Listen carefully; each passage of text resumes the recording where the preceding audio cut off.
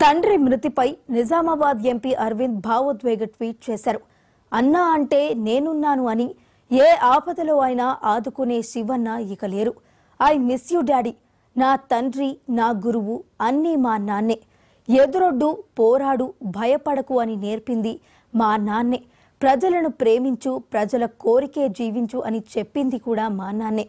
నువ్వు ఎప్పటికీ నాతోనే ఉంటావు, ఎప్పటికీ నాలోనే ఉంటావు అంటూ ఎక్స్లో పోస్ట్ చేశారు.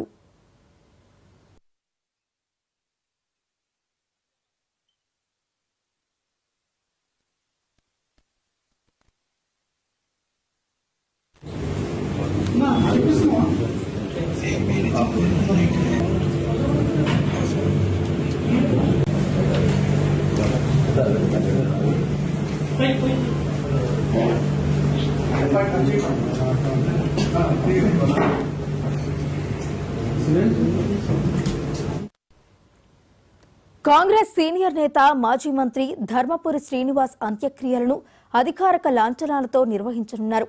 ఈ మేరకు ఏర్పాట్లు చేయాలని సీఎస్ ను ముఖ్యమంత్రి రేవంత్ రెడ్డి ఆదేశించారు. నిజామాబాద్ లో ఆదివారం మధ్యాహ్నం అంత్యక్రియలు నిర్వహించనున్నారు.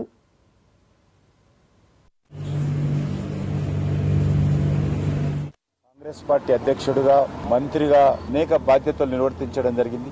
వారు శాసనసభ్యుడిగా ఉన్నప్పుడు వారితో కలిసి పనిచేసేటువంటి అదృష్టం కూడా నాకు లభించింది. వారు ఏ రాజకీయ పార్టీ అయినప్పటికీ కూడా ఒక మంచి వ్యక్తి, అందరితో స్నేహభావంతో ఉండేటువంటి వ్యక్తి.